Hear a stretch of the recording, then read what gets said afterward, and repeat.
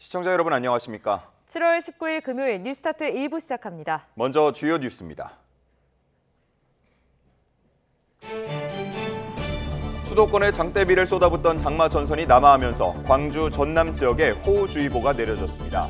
이 지역에는 앞으로 최대 120mm 이상 비가 내릴 것으로 예보됐습니다. 전국 각지에서 연일 폭우가 쏟아지면서 피해가 잇따르고 있습니다. 중앙재난안전대책본부 집계를 보면 산사태 우려 등으로 1,100여 명이 대피했고 주택이나 차량 침수 등 피해가 400여 건 접수됐습니다. 미국 대선 후보에서 사퇴하라는 요구에 시달리고 있는 조 바이든 미국 대통령이 중도 하차를 결정할 수도 있다는 관측이 나왔습니다. 이르면 이번 주말에 중대한 결심을 할 수 있다는 보도입니다. 미국 노동부가 최소 2주 이상 실업수당을 신청한 계속 실업수당 청구 건수가 2년 7개월 만에 가장 높은 수준으로 늘어났다고 밝혔습니다. 미 연방준비제도가 금리 인하에 앞서 필요한 조건으로 언급한 노동시장 과열 완화의 신호라는 해석이 나옵니다. 강남에서 시작된 집값 급등 현상이 주변 지역으로 확산하는 등 심상치 않은 모습을 보이자 정부가 대책 마련에 나섰습니다. 주택 공급량을 늘리겠다고 강조했는데 집값 오름세를 잡기에는 부족하다는 평가가 나옵니다.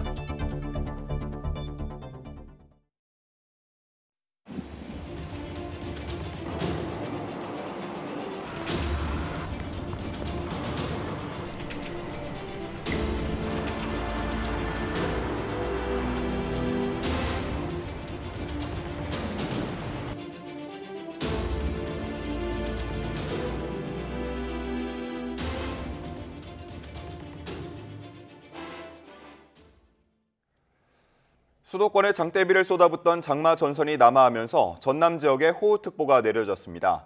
기상청은 오늘 새벽 0시 10분을 기해 전남 강진군과 해남군, 영암군, 무안군 등 11개 지역에 호우주의보를 내렸습니다. 새벽 1시 10분에는 광주에도 호우주의보가 발효됐습니다. 이 지역에는 지금까지 5에서 20mm 정도 비가 내렸고 앞으로 최대 120mm 이상 내릴 것으로 예보됐습니다. 지역에 따라서는 시간당 30mm 이상의 강한 비가 예상됩니다. 비가 집중될 것으로 예상되는 오늘 새벽에는 광주와 전남 대부분 지역에 호우 예비특보가 내려졌습니다. 경기 파주의 이틀간 누적 강수량이 630mm를 넘는 등 경기 북부에 말 그대로 물폭탄이 떨어졌습니다. 옹벽이 쓰러져 건물을 덮치고 산 비탈면에서 쏟아진 토사가 도로를 막는 등 곳곳에서 피해가 잇따랐습니다. 정현우 기자의 보도입니다. 엿가락처럼 휘어진 차단막 아래 높다란 옹벽이 무너졌습니다. 쌓여있던 시멘트 블럭과 흙더미가 바로 아래 식당 건물을 덮쳤습니다. 화장실 건물이 완전히 으스러지면서 옆으로 누웠고 충격으로 그 옆에 있던 식당 건물 지붕 구조물까지 너덜너덜해지면서 떨어졌습니다. 이 사고로 LPG 가스통에서 가스가 새어나오면서 폭발하는 건 아닌지 조마조마한 순간도 있었습니다. 새벽 시간이라 식당이 비어 인명피해는 없었지만 옆 건물에서 자고 있던 식당 주인은 놀란 가슴을 쓸어내렸습니다. 엄청난 청동 소리 같은 소리가 나면서 무너지는 소리가 나서 나왔더니 앞이 연기로 가득 차 있고 가스 냄새가 진동을 하고 추가 붕괴가 있을까 봐 관찰하고 그렇게 됐습니다. 이곳에도 빗물에 섞인 토사가 계속 쓸려 내려옵니다. 나무까지 쓰러져 하마터면 차 사고가 날 뻔했습니다. 토사가 막 내려오기 시작했던 건가 봐요. 저희 선생님이 맨 앞에서 이 산사태를 목격을 하고 서 있는 바람에 뒤따라오던 추가하는 선생님들이 다 기다리고 있었다 그러더라고요. 수풀이 우거졌던 야산도 폭우에 무너졌습니다. 산 꼭대기 나무까지 뽑히는 건 아닌지 위태로워 보입니다. 엄청나요. 저 도로가 아니라 산 지금 무너져 가고 있습니다. 아파트 뒷동산에 있던 나무도 비바람에 쓰러졌습니다. 아이들은 없었지만 커다란 나무가 놀이터에 누워있는 모습이 위험해 보입니다. 저녁 때는 괜찮은데 아침에 일어나 보니까 이렇게 무너져 있어가지고 놀이터 벤치 있는 쪽에 산비탈이 있었는데 그게 무너져가지고. 파주에 이틀 동안 600mm 넘는 비가 오는 등 역대급 장맛비로 집안이 약해지면서 곳곳에서 사고가 잇따랐습니다. YTN 정윤우입니다. 쏟아진 장대비에 시민들은 이틀째 통행에 불편을 겪었습니다. 도로가 통제되고 일부 지하철 운행이 중단되거나 비행기가 지연돼 공항에 발이 묶이기도 했습니다. 배민혁 기자가 전해드립니다. 도로 옆 비탈에서 커다란 나무가 쓰러졌습니다. 아예 차선 하나를 막아버린 상황. 차들은 서행하며 조심조심 좁은 틈으로 빠져나갑니다. 이른 아침 출근길에 오른 시민들은 물살을 가로질러야 했습니다. 바퀴까지 물에 잠긴 채 달리느라 평소와 달리 거북이 걸음입니다. 출근 중이었는데 갑자기 그 4차선 도로가 차들이 막 밀리는 거예요. 그 시간대는 밀리지도 않는데. 도로 통제도 잇따랐습니다. 동부간선도로는 전 구간에 걸쳐 양방향이 통제되며 도로가 텅텅 비었습니다. 잠수교 수위도 차량 통행 제한 기준인 6.2m를 넘겼습니다. 한강 수위가 빠르게 높아지면서 서울 잠수교는 아침 7시부터 보행자 통행이 전면 통제됐고 오후부터는 차량 통행도 제한됐습니다. 대중교통을 이용한 시민들도 불편을 겪었습니다. 경원선 덕정역에서 연천역 구간과 경의중앙선 문산역에서 임진강역 구간 운행이 첫 차부터 중단됐습니다. 악천후의 하늘길도 막혔습니다. 국제선 결항과 회항이 잇따르고 이착륙이 늦어지며 승객들이 불편을 겪었습니다. 원래 도착해서 뭐 쇼핑 이런 거 계획했었는데 비행기가 1시간 반에서 2시간 정도 지연돼서 아마 그런 일정은 못할 것 같습니다. 이틀째 쏟아진 강한 비에 시민들은 하루 종일 발을 동동 굴러야 했습니다. YTN 배민혁입니다. 침수 우려로 통행이 통제된 지하차도에 경찰과 시청 공무원의 만류를 뿌리치고 차를 몰았던 80대가 가까스로 구조됐습니다. 경기 오산경찰서에 따르면 어제 아침 경기 오산시 양산동에 있는 지하차도에서 80대 남성 A씨가 몰던 포르테 차량이 물에 잠겼습니다. 당시 이 지하차도는 불어난 빗물 때문에 1시간 반 전부터 양방향 통행이 통제됐지만 A씨가 공무원 지시를 따르지 않고 차를 몰고 들어가면서 사고가 난 것으로 파악됐습니다. A씨는 차량이 점차 물에 잠기자 구조를 요청했고 공무원과 경찰은 차량이 전부 침수되기 직전 가까스로 A씨를 구조한 것으로 전해집니다. 네, 전국 각지에서 연일 폭우가 쏟아지면서 피해가 잇따르고 있습니다. 중앙재난안전대책본부는 어제 오후 6시 기준 산사태 우려 등으로 11개 시도에서 1,157명이 대피했고 이 가운데 366명이 아직 귀가하지 못했다고 밝혔습니다. 또 주택이나 차량 침수, 공사장 토사 유출 등 사유시설 피해가 476건 접수됐고 도로 유실이나 토사 유출 등 공공시설 피해도 360건 발생한 것으로 파악됐습니다. 이렇게 비로 인한 피해와 불편이 잇따르고 있는데요. 이번에는 시청자분들의 제보 영상을 함께 보겠습니다. 네, 제보 영상 함께 보시죠. 어제 오후 5시 반쯤입니다. 서울 도봉동에 있는 도봉산역 앞 상황인데요. 수없이 많은 사람들로 인해서 인산인해를 이루고 있는 모습 함께 확인할 수 있습니다. 승객들은 양주 방향으로 지하철을 타고 가다가 도봉산역에서 하차해달라는 요청을 받았다고 합니다. 제보자는 경찰들이 통제에 나서고 있었지만 다른 교통수단을 타기 위해 시민들이 뛰어가다가 넘어지는 일이 부지기수였고 휴가를 나왔다가 복귀해야 하는 군인들이 발을 동동거리는 모습도 봤다고 전했습니다. 쏟아진 비로 지하철 일부 구간의 운행이 차질을 빚으면서 퇴근길 시민들의 불편도 이어졌습니다.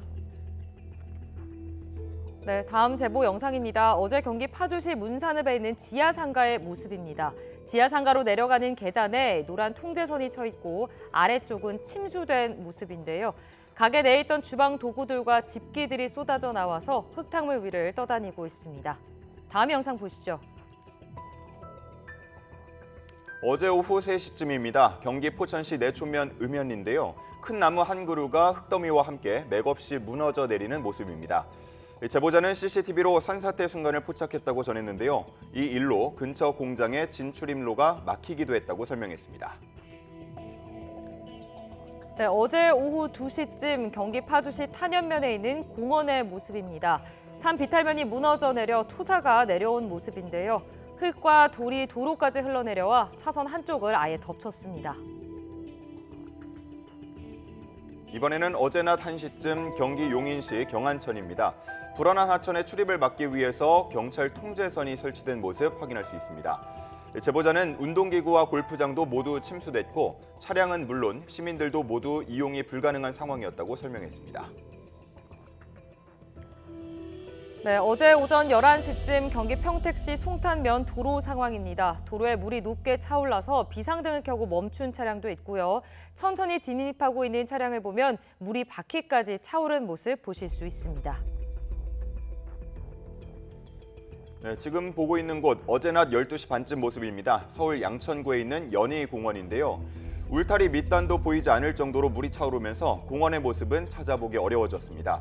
물결이 일렁거리는 모습이 마치 강물이 흐르는 것처럼 착각할 정도인데요. 자, 이렇게 제보 영상을 함께 확인해 봤습니다. 제보 영상을 보내실 때에는 비가 많이 오고 있기 때문에 항상 안전을 우선해 주시기 바랍니다. 올여름 한반도 곳곳에서 아주 좁은 곳에 시간당 100mm를 쏟아내는 극한호우가 8차례 발생했습니다. 네, 아직 장마가 끝나지도 않았는데 평년 장마의 누적 강수량을 넘어섰습니다. 장하영 기자입니다. 16일 밤부터 어제 아침까지 36시간 동안 경기 북부 판문점에 내린 비는 무려 614.5mm. 이틀 동안 밤마다 300mm 넘는 비를 쏟아낸 겁니다. 이런 괴물호우는 올여름 드물지 않게 발생하고 있습니다. 50년 빈도의 비를 일컫는 1시간 100mm 호우가 이번 달 벌써 8차례 발생했습니다. 쏟아부은 시간은 주로 자정에서 아침 8시 사이, 새벽입니다. 원인은 하층 제트기류입니다. 정체전선, 즉 북쪽의 저기압과 남쪽 고기압 사이 고도 3km 아래쪽에 부는 제트기류인데 낮에는 난류의 영향으로 그 기세가 꺾이지만 밤에는 속도가 빨라지며 따뜻한 수증기를 대량으로 공급합니다. 올여름 아직 장마가 끝나지 않은 상황에서 예년 장마 기간 강수량을 이미 넘어섰습니다. 여기에 어제는 발생 원인이 다른 비구름이 합쳐져 기이한 모양의 비구름대가 만들어지기도 했습니다. 이런 활 모양의 비구름은 이동 속도가 느려 오랜 시간 한자리에서 비를 뿌리게 돼 더 위험합니다. 원래대로라면 남서류의 영향만 받아서 올라갈 부분들이 남서류와 북서류가 일시적으로 힘겨루기 하는 시간이 나타나게 됩니다. 그 시간 동안에는 바로 북상하기보다는 한번 멈추었다가 북상하기 때문에 주말에도 서쪽에서 저기압이 유입되며 남부와 충청을 중심으로 또 한 차례 강한 비가 쏟아질 가능성이 있습니다. 기상청은 다음 주 타이완 남동쪽에서 태풍으로 발달할 가능성이 있는 열대 저압부를 주시하며 내일 이후 날씨 변동성이 매우 크다고 밝혔습니다. YTN 장하영입니다.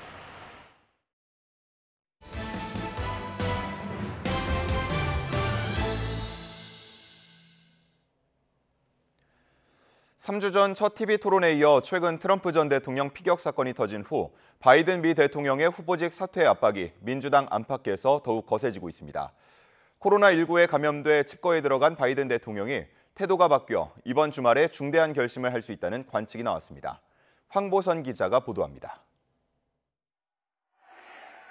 CNN을 비롯한 미국 매체에는 거의 매일 바이든 대통령의 후보직 사퇴 요구와 관련한 인터뷰가 이어지고 있습니다. 이번엔 코리 부커 민주당 상원의원입니다. 그는 당 안팎의 인사들이 마쿠에서 바이든 대통령에게 왜 사퇴해야 하는지 솔직하게 설득하고 있다고 전했습니다. 결정이 임박했음을 시사하기도 했습니다. Facing a real question of what is best for the country, and I think he'll make that decision. 인터넷 매체 악시오스는 사퇴 결정의 더 구체적인 시점까지 언급했습니다. 민주당 지도부의 사퇴 압박과 친구들의 설득으로 바이든 대통령이 이르면 이번 주말 안에 후보 사퇴를 결심할 수 있다는 얘기를 들었다고 보도했습니다. 이 매체는 또 코로나19 감염으로 델라이어 사저에서 격리에 들어간 바이든 대통령이 후보 사퇴론에 다소 누그러진 반응을 보인다고 전했습니다. 카말라 해리스 부통령에 대해서도 해리스를 내세우면 이길 수 있다고 생각하느냐로 바이든 대통령의 어조가 바뀌었다는 겁니다.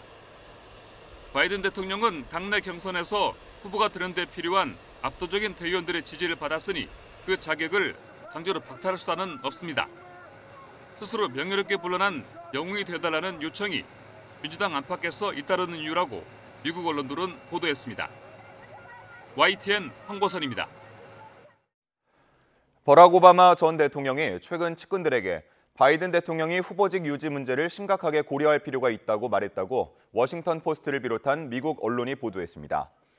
보도에 따르면 오바마 전 대통령은 최근 측근들에게 바이든 대통령의 대선 승리의 길이 급격히 줄어들었다며 이 같은 입장을 밝혔습니다. 이는 사실상 바이든 전 대통령의 후보직 사퇴를 우회적으로 촉구한 것으로 해석됩니다. 마리아 자하로바 러시아 외무부 대변인은 우크라이나 문제를 빠르게 해결할 수 있다는 트럼프 전 대통령의 주장을 현실적으로 바라봐야 한다고 비판했습니다. 자하로바 대변인은 18일 브리핑에서 미 공화당 대선 후보인 트럼프는 24시간 내 분쟁을 해결할 것이라고 했고, 러닝메이트인 벤스는 우크라이나 전쟁보다 중국이 미국의 더 큰 문제라고 말했다고 언급했습니다. 그러면서 선거 전 내놓는 수사와 적절한 권력을 부여받은 정부 관리들의 발언을 분리할 필요가 있다며 분쟁 해결 가능성에 대해 논의하려면 현실적이어야 한다고 지적했습니다.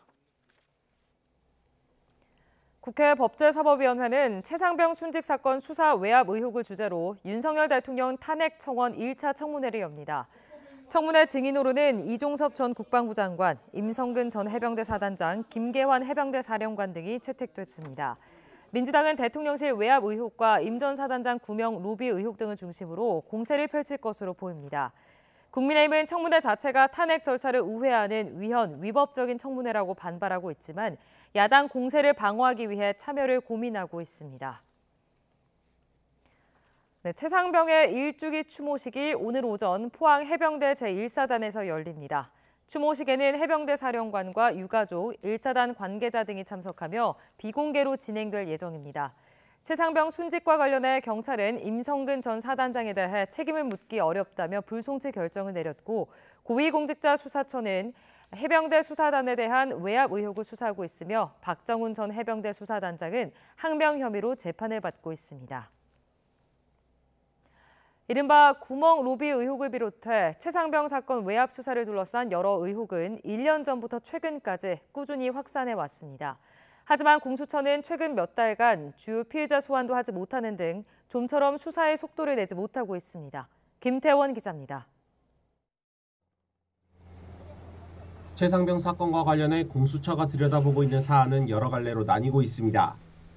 해병대 수사단의 사건 이첩이 보류된 것부터 국방부가 사건을 재검토해 혐의자를 줄여 경찰에 다시 넘기는 일련의 과정이 모두 수사 대상입니다.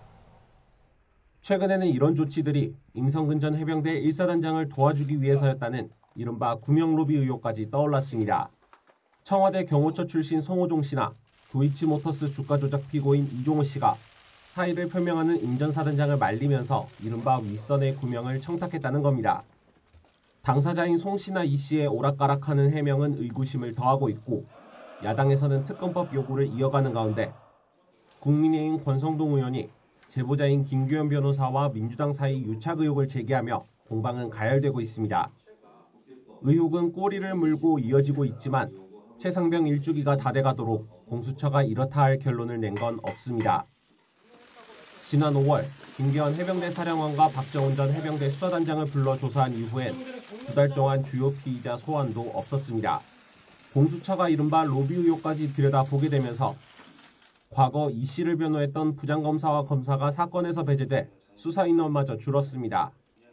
그렇지 않아도 더디다는 비판을 받는 수사가 더 늘어질 거란 우려가 나오는데, 이에 대해 공수처 관계자는 인사조치로 인한 공백을 메우기 위해 인력 충원을 검토하고 있다고 설명했습니다. 또 외부에서 답답하게 느낄 순 있겠지만 수사는 계획에 따라 절차대로 진행하고 있다고 덧붙였습니다. 하지만 일주기가 다 돼가도록 윗선이라고 부를 만한 주요 인물을 제대로 조사해보지도 못한 만큼 지지부진하다는 비판을 피해가기는 어려워 보입니다. YTN 김태원입니다. 16년 만에 붙잡힌 시흥 슈퍼살인 용의자가 범행 일체를 자백했습니다. 돈 때문에 우발적으로 저질렀다고 진술했지만 경찰은 계획 범죄에 무게를 두고 수사하고 있습니다. 표정우 기자가 보도합니다. 검은색 모자를 푹 눌러쓴 채 경찰에 연행되는 40대 남성. 16년 만에 붙잡힌 시흥 슈퍼살인 사건의 피의자 A씨입니다. 체포 후에도 줄곧 범행을 부인하던 A씨는 사흘 만에 자신이 저질렀다고 자백했습니다. 범행을 처음 결심한 건 사건 발생 이틀 전이라고 주장했습니다. 담배를 사러 갔다가 잠든 피해자를 보고 금고 안에 있는 현금을 훔쳐도 되겠다는 결심을 했다는 겁니다. 돈이 없어가지고 그걸 훔치러 들어가려고 했다가 피의자 진술로는 뭐 업주가 저항을 해서 흉기를 찔렀다고. 사건 당일 A씨는 저항하는 피해자에게 흉기를 휘둘러 숨지게 한 뒤 현금을 빼앗아 달아났습니다. 도주 과정에서 피가 묻은 옷을 갈아입고 차를 몰아 자신의 본가인 경남 마산에 숨어 지낸 것으로 드러났습니다. 사건 초기 이렇다 할 단서를 잡지 못한 채 수사가 점점 미궁으로 빠지면서 무려 16년 동안이나 숨어 지내온 A씨. 하지만 결국 수배 전단을 본 한 시민의 결정적 제보로 덜미가 잡혔습니다. 운전면허증 사진하고 지금 피의자 사진하고 그때 92점 이상 퍼센트가 나와가지고 피해자가 이제 계속 기가 좀 꺾이는 것을 알고 계속 수차례 좀 설득을 했습니다. 그래가지고 본인이 신경의 변화를 느끼고. 경찰 조사에서 A씨는 혹시 모를 상황에 대비해 흉기를 가져간 거라고 주장했습니다. 애초 살인할 의도는 없었다며 우발적 범행을 강조한 것으로 보입니다. 하지만 경찰은 A씨가 자신의 차에서 흉기를 챙기고 마스크와 장갑까지 준비한 점으로 보아 계획범죄의 무게를 두고 수사하고 있습니다. YTN 표정우입니다. 오늘의 주요 재판입니다. 민주노총 조합원들에게 노조 탈퇴를 강요했다는 의혹을 받는 SBC 허영인 회장의 재판이 오늘 오전 10시부터 진행됩니다. 오늘 재판에서는 허 회장의 지시가 있었다고 인정한 황재복 대표의 증인 신문이 이루어질 예정입니다. 오후 2시에는 SBC 허영인 회장 등의 수사 정보를 대가로 금품을 주고받은 혐의를 받는 검찰 수사관과 SBC 임원의 1심 선고가 이뤄집니다. 비슷한 시각 정산금 문제로 갈등을 빚고 있는 호크 엔터테인먼트와 가수 이승기 씨의 민사 재판도 예정됐습니다. 앞서 이 씨는 직접 법원에 출석해 권진영 대표가 돈 문제만 언급하면 화를 내고 자신을 나쁜 사람으로 몰아붙였다며 탄원서를 낭독한 것으로 알려졌습니다. 마약 상습 투약 혐의 등으로 재판에 넘겨진 국가대표 출신 전 야구 선수 오재원 씨의 재판은 오늘 오전 10시 반에 열립니다. 오 씨는 마약 투약 혐의를 인정하면서도 범행 사실을 알리려는 지인을 협박한 일은 없다고 주장하고 있습니다. 이재명 전 더불어민주당 대표의 대장동 개발 비리 의혹 재판은 오늘 오전 10시 반에 진행됩니다. 앞서 이 전 대표는 수원지법의 불법 대북 송금 의혹과 이 사건을 병합해달라고 요청했지만 대법원이 기각했습니다. 서희초 사건 1주기를 맞아 전국 곳곳에서 추모식이 열렸습니다. 장맛비를 뚫고 많은 추모객들이 찾아와 고인을 위로했습니다. 참석한 선생님들은 1년이 지났지만 아직도 교육 현장은 바뀌지 않았다고 입을 모았습니다. 염혜원 기자입니다. 서울 서희초등학교 앞에 추모 공간이 마련됐습니다. 검은 옷을 입은 추모객들이 교문 밖까지 늘어섰습니다. 국화를 올리고 묵념을 하다 쏟아지는 눈물을 어찌하지 못합니다. 모두가 공감을 하고 정말 마음 아팠던 것들이 있었기 때문에 다 함께 소리를 내고자 했지만 아직 달라지지 않은 현실에. 선생님들을 양성하는 서울 교대에서도 추모식이 열렸습니다. 미안합니다. 선배 교사로서 젊은 교사들이 지켜주지 못해서. 서희초 사건으로 교권 침해의 심각성이 공론화된 지 1년. 하지만 선생님들은 여전히 변화를 체감하지 못합니다. 야 하지 마라는 식으로 훈육이 들어가면은 애들 입장에서는 이거 선생님한테 이럴 거예요. 이거 아동학대 아니에요? 이런 것들이 되게 많이 나와요. 현장에서 하루하루 버텨내고 살아가고 있는 선생님들이 하는 얘기만 듣고 그걸 반영해 주기만 해도 사실 많은 부분들이 해결될 거라고 생각하거든요. 교원단체는 현행법상 정서적 학대 조항을 좀 더 구체적으로 규정하는 것이 가장 시급한 과제라고 말합니다. 교육과 지도를 정서적 학대라며 신고하는 경우가 많기 때문입니다. 실제 담배 피우는 학생을 지도했다가 또 수업 시간에 태블릿 PC로 딴짓하는 학생을 나무랐다가 정서적 학대 신고를 받은 교사도 있습니다. 그럼에도 여전히 한계가 있고 부족한 부분이 크다는 사실을 우리는 잘 알고 있습니다. 학교 현장의 실질적 변화를 위한 교권보호 3법의 추가적인 재개정을 제안한 바 있습니다.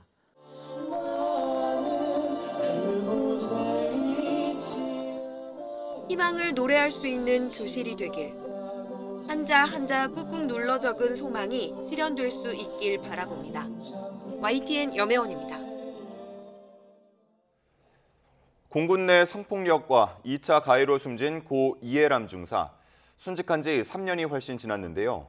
어제 장례식 절차가 시작됐습니다. 군 사법체계가 개선되는 계기가 된 이 중사는 장례 절차를 마친 뒤 현충원에 안장될 예정입니다. 조용성 기자가 보도합니다. 하늘이 뻥 뚫린 듯 온종일 비가 내린 날, 생전의 이해람 중사를 기억하는 사람들이 빈소에 모였고 뒤늦게 고인에게 예를 갖추려는 추모객들의 발길도 이어졌습니다. 이 중사가 떠난 지 3년 2개월 만입니다. 고 이해람 중사의 명복을 빌고 천국에서 영면하기를 바랍니다. 아마 공군이 많이 그 이후에 변해왔고 앞으로도 한 단계 더 건강해지고 성장하는 공군이 되도록 최선을 다하겠습니다. 그동안 유가족은 제대로 된 처벌을 지켜본 뒤에 장례를 치르겠다는 입장이었습니다. 하지만 갈수록 몸과 마음의 건강이 악화하자 이 중사를 보내주기로 마음을 돌렸습니다. 국방부는 병영 문화를 개선하겠다는 내용을 담아 장관명의 추모패를 만들어서 전달하기로 했습니다.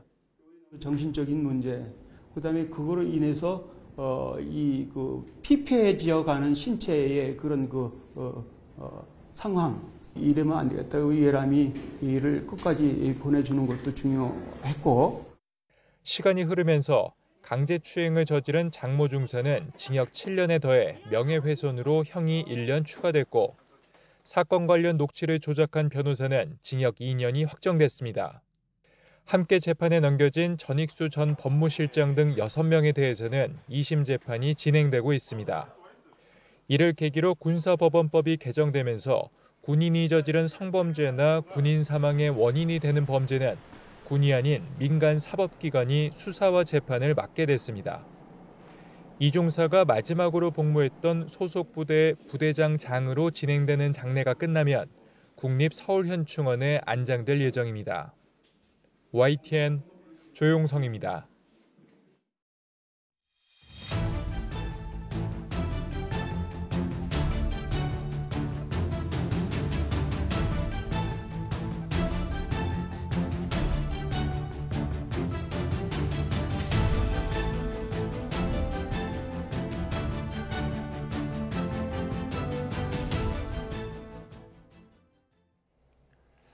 이틀간 중부지방에 극한 호우를 쏟아낸 정체전선은 남쪽으로 이동했습니다. 네, 오늘은 남부지방을 중심으로 오후까지 국지성 호우가 예상돼 주의가 필요합니다. 자세한 호우 현황과 전망 알아보겠습니다. 원희다 캐스터. 네, 기상센터입니다. 네, 호우특보가 내려진 지역부터 자세히 전해주시죠. 네, 현재 충청 이남 곳곳에 비가 내리는 가운데 전남 지역을 중심으로 호우주의보가 발효 중입니다. 이 지역에는 시간당 10mm 안팎의 다소 강한 비가 집중되고 있는데요. 서해상에서 또 다른 붉은색의 강한 비구름대가 유입되면서 남부지방의 빗줄기는 더 강해질 것으로 보입니다. 오늘은 주로 충청 이남을 중심으로 비가 이어지겠고 그 밖의 지역은 비가 산발적으로 내리거나 소강 상태를 보이는 곳이 많겠습니다. 오늘 전남 많은 곳에 최고 100mm 이상, 경남에도 최고 80mm의 많은 비가 예상됩니다. 전남 남해안의 경우 지난 화요일 새벽 시간당 100mm 안팎의 극한 호우가 쏟아졌기 때문에 더욱 예의주시가 필요한데요. 현재 호남과 경북을 중심으로 산사태 위기경보 경계 단계가 발령 중이고요. 전남 장흥과 신안에는 산사태 주의보가 내려져 있습니다. 또 중부지방은 산사태 특보가 남아있는 가운데 내일 또다시 호우가 예고됐습니다. 추가 피해가 발생하지 않도록 계속해서 주의를 기울여 주시기 바랍니다. 이번 주말과 휴일에는 전국 곳곳에 비가 내리는 가운데 특히 중부지방을 중심으로 강하고 많은 비가 집중되겠습니다. 남부지방은 소강 상태를 보이는 곳이 많아 그 사이 무더위가 기승을 부릴 전망입니다. 지금까지 기상센터였습니다. 이틀 동안 내린 폭우에 침수 피해도 잇따랐습니다. 하천 주변 주민들은 다급하게 대피했는데요. 네, 헤엄쳐 가야 하나 생각이 들 만큼 불어난 물에 당황하기도 했습니다. 윤성훈 기자의 보도입니다. 하천 인근 도로에 출입 통제선이 걸려 있고 우산을 쓴 채 발걸음을 멈춘 주민들이 막막한 표정으로 불어난 하천을 바라봅니다. 신호등과 나무, 시설물들이 물에 잠기면서 삽시간의 모습을 감췄기 때문입니다. 우산천에 홍수경보가 내려지면서 인근 저지대 주민들에게 긴급 대피 명령이 내려졌습니다. 주민들은 불편한 몸을 이끌고 제대로 짐도 챙기지 못한 채 다급하게 집을 비웠습니다. 유영사가 데리고 왔어요. 나요 걷지 잘 못해요. 근데 갈 일이 꿈 같아요. 불이 나가지고 저기 쌀도 싹 썩어서 싹 내버리고. 평택역 앞 광장에 물이 가득 찼습니다. 발목까지 차오른 물에 개울물을 건너듯 바지를 걷어붙이고 걸음을 옮깁니다. 아, 이거 더 잠기겠구나 싶었어요. 수영해서 가야 되나 싶을 정도로 물이 많이 잠겨서 뭐 잠깐 한 2분 새 잠깐 우산 쓰고 나가는데 우도 밑에까지 다 젖더라고요. 이렇게 쏟아진 비에 경기도 평택에서는 수도권 1호선 전동차 운행이 100분 정도 중단됐습니다. 또 통북천 범람 위험으로 저지대 주민들에게 대피령도 내려졌습니다. 인천에서도 마을 배수 작업이 힘들 정도로 물에 잠기는 등 쏟아진 비에 곳곳이 물바다가 됐습니다. YTN 윤성훈입니다. 서울 등 수도권에 내린 폭우로 곳곳에서 피해가 잇따랐습니다. 도로가 잠기고 토사가 무너지기도 했는데요. 시청자들이 YTN에 보내온 현장 모습을 신기혜 기자가 전해드립니다. 울타리 너머 물결이 일렁거리는 모습이 마치 강물처럼 보입니다. 하지만 원래 공원이 있는 곳입니다. 머리만 빼꼼히 내민 수풀과 울타리가 평소 모습을 짐작하게 합니다. 하천변 자전거 도로에 흙탕물이 넘쳐 흐릅니다. 빠르게 흐르는 하천 모습에 평소의 여유로운 산책로 모습은 떠올리기 쉽지 않습니다. 물에 잠긴 도로에 차량이 꼼짝없이 갇혔습니다. 승용차 절반 정도까지 물이 들어찼는데 근처를 지나던 버스 바닥에도 흙탕물이 흥건합니다. 인근 다른 도로도 상황이 비슷합니다. 승용차들이 마치 물에 둥둥 떠다니듯 주행합니다. 물이 더 차면 자칫 침수 피해를 입지 않을지 우려되는 상황입니다. 서해안 고속도로 운산터널 근처입니다. 역시 흙탕물이 가득한 도로 옆 언덕에서 물이 콸콸 솟구칩니다. 도로로 쏟아지는 흙탕물을 피해 차들이 서행하는 모습입니다. 도로변 언덕이 무너지는 사고도 있었습니다.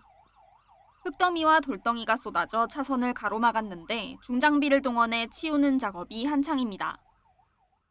거기가 다 무너져가지고 도로를 완전히 한쪽을 다 덮어가지고 그 밑에 혹시 뭐 차량 피해는 없는가 모르겠어요. 그래도 그 지역이 옆으로 계속 굉장히 가팔라서 이틀 연속 쏟아진 빗줄기에 미처 수습할 틈도 없이 잠기고 무너지고 또다시 수마에 상처를 입었습니다. YTN 신기혜입니다.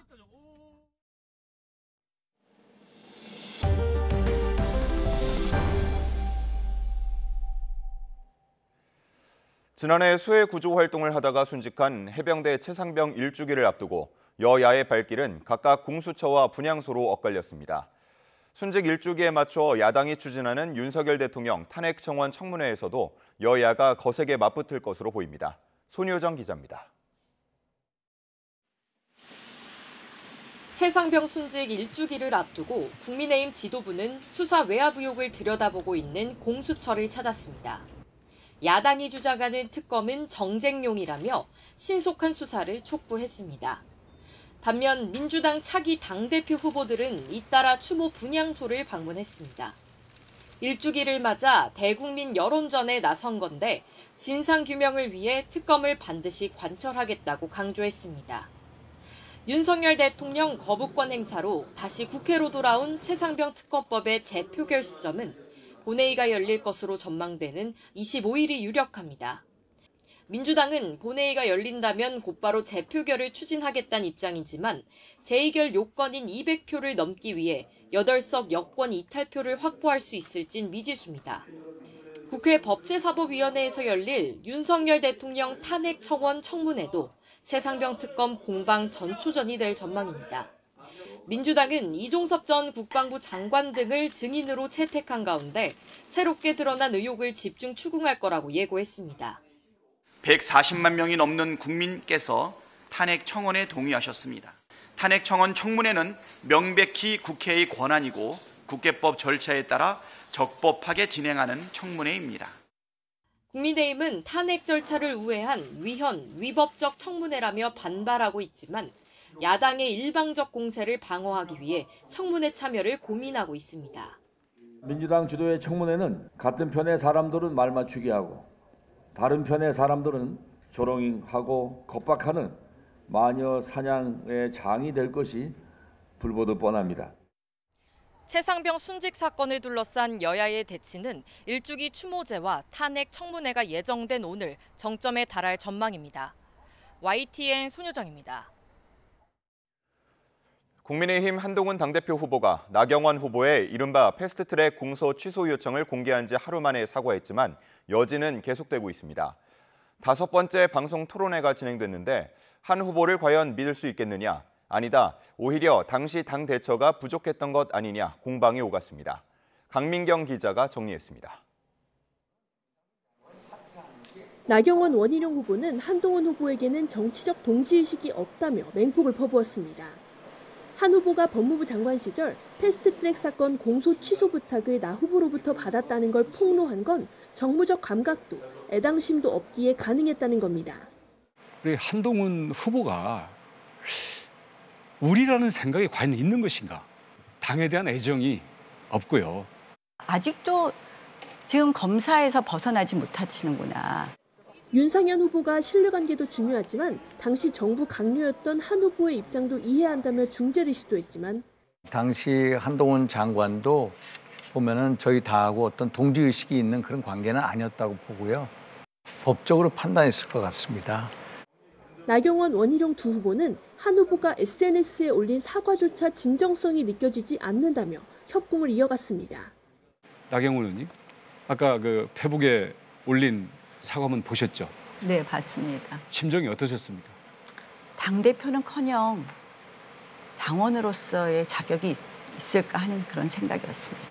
한 후보는 거듭 신중하지 못했던 발언임을 인정했지만 당 지원이 부족했던 것은 아니냐며 당시 원내대표였던 나 후보의 반격을 시도했습니다. 그 기소를 한 검찰총장이 대통령님인 건 알고 계시죠? 패스트트랙 사건으로서 고통받는 보좌진이라든가 전현직 의원님들에 대해서 당의 지원이 부족했다고 생각합니다. 당이 제대로 법률적인 지원을 안 해주고 있고요. 한 후보를 겨냥한 신뢰성을 고리로 한 집중 공세는 윤석열 대통령과의 관계 문제로 이어질 수밖에 없었습니다. 대통령하고 현재 신뢰가 어느 정도라고 전혀 이상이 없다고 보십니까? 대통령님과 저는 굉장히 오래된 사이고 신뢰할 수 있고 신뢰하는 사이입니다. 나중에 불리해지면 그 캐비넷 파일에서 꺼내서 또 약점 공격의 재료로 쓸 겁니까? 저하고 통화한 거를 줄줄줄줄 읊으셨죠, 원 후보님. 당권 주자들은 이제 한 차례 토론만 남겨두고 있습니다. 국민의힘은 오늘부터 당원들을 대상으로 모바일 투표를 진행합니다. YTN 강민경입니다. 국민의힘은 야권이 추진하는 방송사법 입법을 둘러싼 여야 대치 해소를 위해 우원식 국회의장이 내놓은 중재안의 수용 여부를 오늘 의원총회에서 최종 결정할 계획입니다. 박준태 원내대변인은 기자들과 만나 추경호 원내대표가 과방위 등 소관상임위와 중진 의원 등 내부 의견을 폭넓게 듣고 있고 이번 주 내 정리를 해야 한다는 기류를 전하며 이같이 밝혔습니다. 다만 중재안의 선결 요건인 공영방송 이사진 교체 작업 중단과 관련해선 대통령 인사권에 해당하는 문제라며 여당의 결정권이 있는 사안이 아니라고 선을 그었습니다. 서울 아파트값이 17주 연속 상승한 가운데 강남, 서초 등이 속한 동남권은 물론 은평, 서대문 등이 속한 서부권까지 서울 전 지역에서 상승세가 이어지고 있습니다. 이에 대해 정부는 추세적 상승은 아니라며 선을 긋고 있지만 추세적으로 더 오를 거라는 의견도 만만치 않습니다. 최두희 기자가 다녀왔습니다. 서울 은평구의 한 아파트. 지난달 전용 면적 84제곱미터가 8억 5천만 원에 거래되며 신고가를 기록했습니다. 이 일대에선 역세권 신축을 중심으로 상승세가 뚜렷한 가운데 거래량도 조금씩 늘어나고 있는 모습입니다. 작년에 너무 좋은 물건도 아예 거래 자체가 없었는데 그게 조금씩 이제 바닥인가 싶은 마음에 이제 조금씩들 실입주자들이 많이 들어오세요. 서울 아파트 매매가는 17주 연속 상승했는데 이번 주에는 0.28% 상승하며 점점 상승폭을 키워가고 있습니다. 그간 강남 3구와 마용성 등을 위주로 오르던 서울 집값이 은평이나 서대문 등 인접 지역으로도 확산하는 분위기입니다. 서울 권역별로 살펴봐도 강남 등이 속한 동남권에 이어 은평 등이 속한 서부권의 아파트 가격 상승률이 높았습니다. 이에 대해 강남 등 상급지의 집값 상승세가 이어지면서 강북권에서도 키 맞추기 현상이 진행 중이란 해석이 나옵니다. 서울을 비롯한 수도권 집값 상승과 관련해 주무부처인 국토교통부는 일단 추세적 상승은 아니라며 선을 긋고 있는 상황. 하지만 대세 상승장에 올라서는 국면이라는 견해도 만만치 않습니다. 최근 들어서는 이제 거래량도 받쳐주고 서울 전역을 중심으로 가격이 회복 중에 있기 때문에 지금의 상승세는 추세적인 걸로 해석하고 있습니다. 아파트 매수세에 불이 붙는 양상을 보이자 국토부는 서울 아파트 공급이 부족한 상황이 아니라는 진단을 내놓으며 연일 진화에 나서고 있습니다. YTN 최두입니다. 정부가 서울과 수도권을 중심으로 주택가격 상승세가 확산하자 현 상황을 엄중하게 인식한다면서 부동산 시장 안정을 위해 총력을 다하겠다고 밝혔습니다. 최상무 경제부총리는 부동산 관계장관 회의를 열고 공급 확대 방안과 함께 투기 수요는 철저히 차단하겠다고 강조했습니다. 발표 내용 직접 들어보겠습니다. 서울 수도권을 중심으로 상승세가 점차 확산되고 있어 정부는 현 상황을 엄중하게 인식하고 모니터링을 한층 강화하고 있습니다. 청년과 무주택 서민이 안심할 수 있도록 주택 공급을 확실히 늘리겠습니다. 교통 등 정주 여건이 우수한 3기 신도시 등을 중심으로 29년까지 약 23만 6천 호를 시세보다 크게 저렴한 수준으로 분양하겠습니다. 또한 금년 하반기 그린벨트 해제 등을 통해 수도권 신규 택지를 2만 호 이상 추가 공급하겠습니다. 전세시장 안정을 위해 비아파트 공급을 가속화하겠습니다. 전세 사기로부터 안전하고 시세보다 저렴한 공공 매입 임대주택을 내년까지 당초 계획된 12만 호보다 최소 1만 호 이상 추가 공급할 계획입니다. 특히 이 중 5만 4천 호를 금년 하반기에 전세 가격 상승세가 나타나는 수도권 지역에 집중 공급하겠습니다.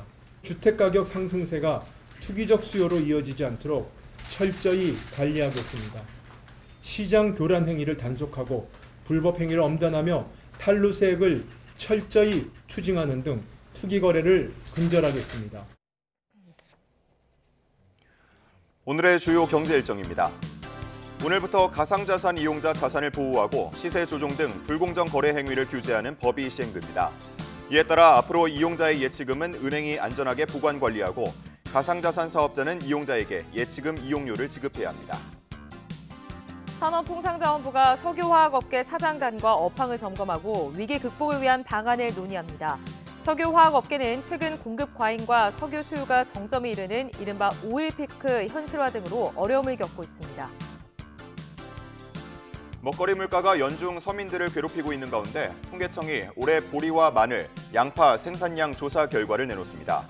특히 마늘은 올봄 이상기후 영향으로 남부 지역을 중심으로 마늘 쪽이 자잘하게 갈라지는 이른바 벌마늘 피해가 잇따라 평년 대비 6-7% 생산량이 줄 것으로 우려되는 상황입니다.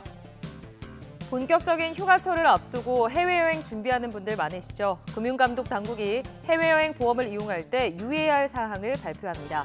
민원이 많은 사항을 중심으로 해외여행 보험에 가입할 때 낭패보지 않는 법을 전합니다. 오늘부터 가상자산 이용자 보호법이 시행됨에 따라 금융당국이 가상자산 관련 불공정 거래에 대한 규제를 강화하겠다고 밝혔습니다. 금융감독원은 가상자산 사업자를 대상으로 이용자 보호 의무 준수 여부 등을 검사하고 금융위원회는 의무 위반 사업자에 대해 시정명령과 영업정지, 과태료 부과 등 제재를 할 방침입니다. 가상자산 사업자는 자기의 가상자산과 이용자의 가상자산을 분리해 보관해야 하고 해킹이나 전산장애 등 사고에 따른 책임을 이행하기 위해 보험에 가입하거나 준비금을 적립해야 합니다. 미 노동부는 최소 2주 이상 실업수당을 신청한 계속 실업수당 청구 건수가 6월 30일에서 7월 6일 주간 186만 7천 건으로 직전주보다 2만 건 늘었다고 밝혔습니다. 이는 2021년 11월 7일에서 13일 주간 이후 약 2년 7개월 만에 가장 높은 수준입니다. 계속 실업수당 청구는 지난 4월 하순 이후 상승 흐름을 보이고 있습니다.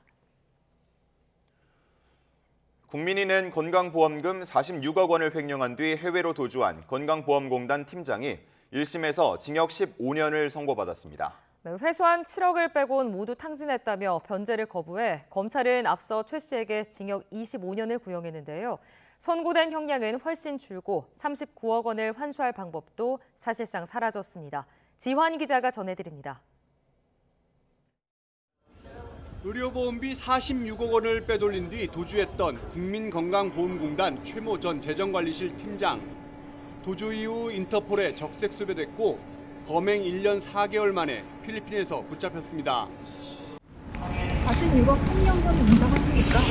인정합니다. 현지 생활은 어떠셨나요? 회사에 진심으로 죄송하고 국민께 죄송합니다. 정말 죄송합니다.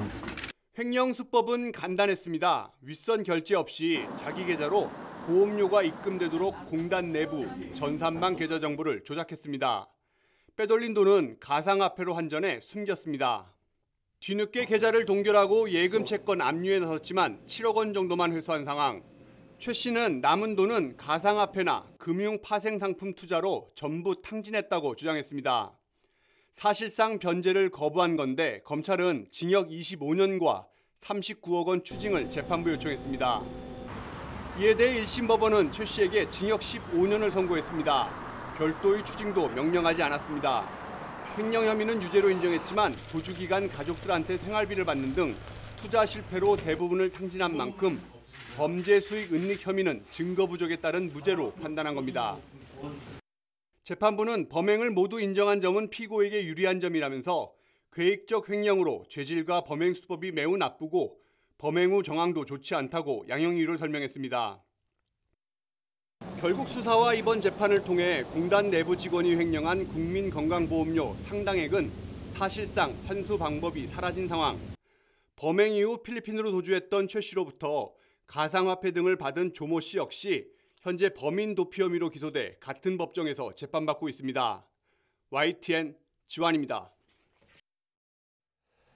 신용카드 결제를 이용한 이른바 카드깡 조직을 만들어 55억 원 넘게 챙긴 일당이 적발됐습니다. 네, 유튜브 채널 광고를 통해 돈이 급하게 필요한 이들을 손쉽게 끌어모은 것으로 드러났습니다. 차상은 기자입니다. 고가의 수입차에 앉아있는 남성을 경찰관이 체포합니다.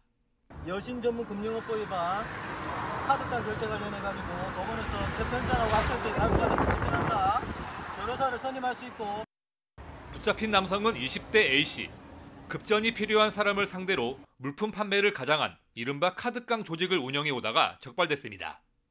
골프채나 건강식품 등을 판매한 것처럼 신용카드 결제 기록을 만들고는 결제 금액의 일부를 이용자에게 현금으로 주는 방식이었습니다.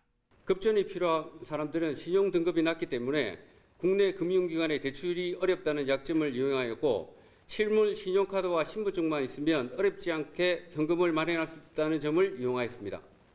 이런 수법으로 최근 3년 동안 벌어들인 돈은 확인된 것만 55억 원이 넘습니다. A씨 일당은 유튜브 채널을 이용해 이용자를 손쉽게 끌어모은 것으로 드러났습니다. 구독자가 70만 명이 넘는 채널에 광고를 띄우기도 했는데 유튜브를 이용한 광고비로만 한 달에 1억 원 넘게 쓴 거로 파악됐습니다.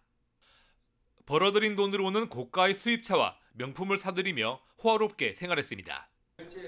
총책 A씨를 구속하고 차량과 전세금 등 55억 원 상당을 추징 보전한 경찰은 신용카드 허위 결제에 가담한 유령 가맹점을 쫓고 있습니다. 경찰은 카드깡 업체 이용자들도 신용카드사를 속인 혐의가 있다고 보고 수사 확대를 검토하고 있습니다.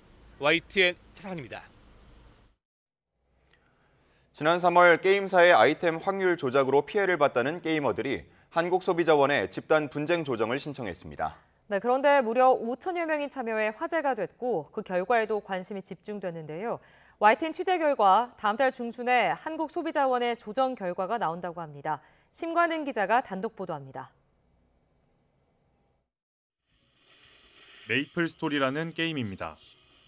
몬스터를 사냥해야 하는데 어떤 아이템을 보유하고 있는가에 따라 효율이 달라집니다. 게임사는 레드큐브와 블랙큐브라는 아이템의 옵션 확률을 조작했습니다. 선호도가 높은 인기 옵션이 덜 나오도록 확률 구조를 몰래 변경하고 게이머에게는 기존과 같다며 거짓 공지까지 했습니다. 이에 공정거래위원회가 게임사에 시정명령과 과징금 116억 원을 부과했습니다. 이 사실이 밝혀지자 화난 게이머들이 무려 5,804명이 모여 한국소비자원에 집단 분쟁 조정을 신청했습니다. 집단 분쟁 조정은 한국소비자원이 공통 분쟁이 생긴 생산자와 소비자를 중재하는 과정입니다. 일반 소송에 비해 비용과 시간을 줄일 수 있는 소비자를 위한 제도입니다. 피해자 수가 50명 이상일 때 신청 가능합니다. 게임계의 관심이 집중된 이 조정의 결과가 다음 달 중순에 나올 예정입니다. 8월 중순으로 잡혀 있고요. 저희가 최대 지금 8월 20일까지 처리 기한이라서 어차피 8월 중순 정도는 결론이 날 것 같습니다. 넥슨이 결정을 받아들이지 않으면 소비자원은 소송 대리 변호사를 통해 집단 소송을 지원할 계획입니다. 이번 조정 결과가 중요한 이유는 별개로 진행 중인 공동 소송에도 영향을 미치기 때문입니다.